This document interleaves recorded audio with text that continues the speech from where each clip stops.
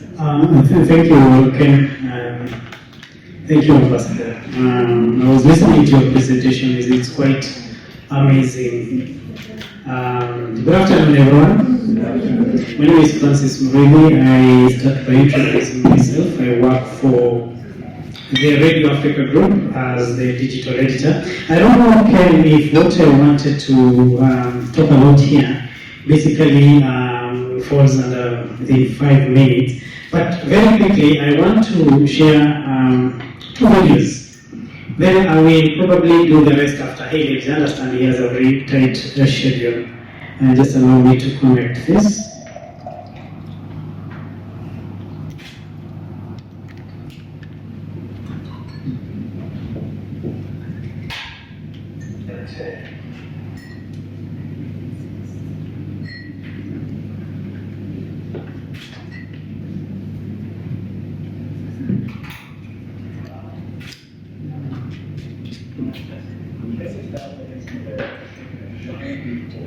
I don't know if a child dies from malaria nearly every minute, but there's hope on the horizon. Since 2024, Kenya's battle against malaria has taken a giant leap forward. Did you know that Africa bears nearly 70% of the global malaria burden? In Kenya, a child dies from malaria nearly every minute, but there's hope on the horizon. Since 2024, Kenya has been rolling out malaria vaccines as part of routine childhood immunizations. Thanks to the support of WHO, Gavi, and UNICEF, over 12 million doses have been delivered across 17 African countries, including Kenya. There are 2 key vaccines in this fight, RTS-S and the newer R21/Matrix-M. These vaccines are integrated with other preventive measures like insecticide-treated nets, indoor residual spraying, and chemoprevention. And the impact? A 13% drop in all-cause child deaths in high malaria burden areas. Tens of thousands of young lives saved annually as these efforts scale up. The U.S. has been a long-term partner in this fight, working with Kenya since 1979. Through the CDC and USAID, millions of mosquito nets have been distributed, homes sprayed, and diagnostic tests provided, not to mention the extensive training programs for health workers. Community engagement is crucial. Health workers are on the ground raising awareness, creating demand for vaccines, and addressing misinformation through media and storytelling. Peer learning workshops share best practices to keep communities informed and involved. In 2022 alone, there were 249 million malaria cases worldwide, with 608,000 deaths, 76% of them children under 5. The global goal is to end the malaria epidemic by 2030. Kenya's multi-pronged approach, combining vaccines, preventive measures, and community engagement, is a beacon of hope. Progress is being made, and with continued effort, malaria's grip on Kenya can be loosened. Together, we can turn the tide against malaria. there is one way, there is just one more, which probably will take still a short time. It's time to get serious. Uganda is battling a deadly Ebola outbreak. Ebola virus disease, or EVD, is a severe and often fatal illness affecting humans and non-human primates. Identified first in 1976 near the Ebola River in today's Democratic Republic of Congo, is caused by the Ebola virus. How does it spread?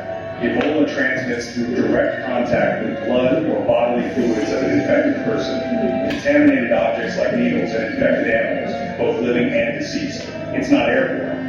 Symptoms can appear between 2 to 21 days after exposure, including fever, severe headache, muscle pain, vomiting, diarrhea, and unexplained bleeding or bruising. In 2025, Uganda declared an Ebola outbreak on January 30th. So far, there have been 14 confirmed cases and 2 deaths, affecting 5 districts, including the capital, Kampala. A recent tragic case involved a 4-year-old child, stressing ongoing transmission risks.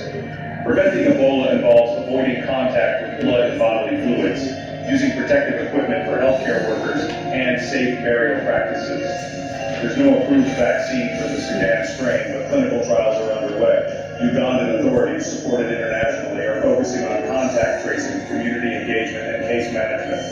Ebola remains a significant public health challenge in Africa. Continuous efforts in surveillance, community education, and research are essential to prevent and manage future outbreaks. Stay informed, stay safe.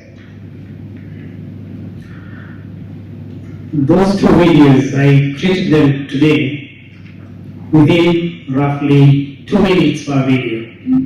There is no human intervention at all.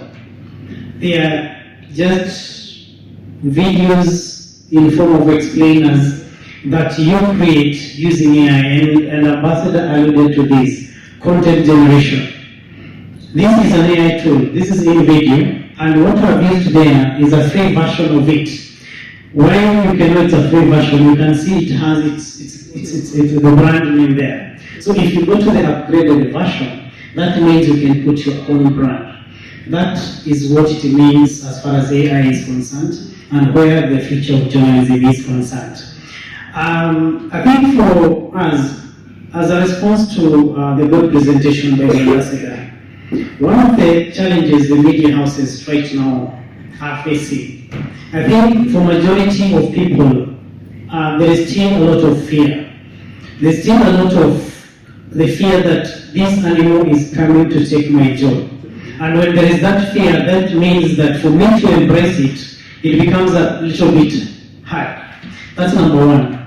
Number two, the media houses, in some cases, they are probably thinking that the incorporation of training will cost a lot. But if you look at what is available free of charge, is actually a lot, where a media house can spend very little and train the manpower there. Then, of course, there is another challenge when it comes to data. One thing we have realized that a lot of AI tools do not have our data. And most of it, like the video I've done here for Uganda, you can see it was giving images of, I don't know if those are Ugandans, but I'll say they are not Africans. 80% of those images are not African. So from where the ambassadors sit, what are we doing to ensure that we also have our data there? And in the interest of time, I think after highlights I will do something else, but probably we can ask the participants to ask 2 questions, then he can respond in general. There's one there.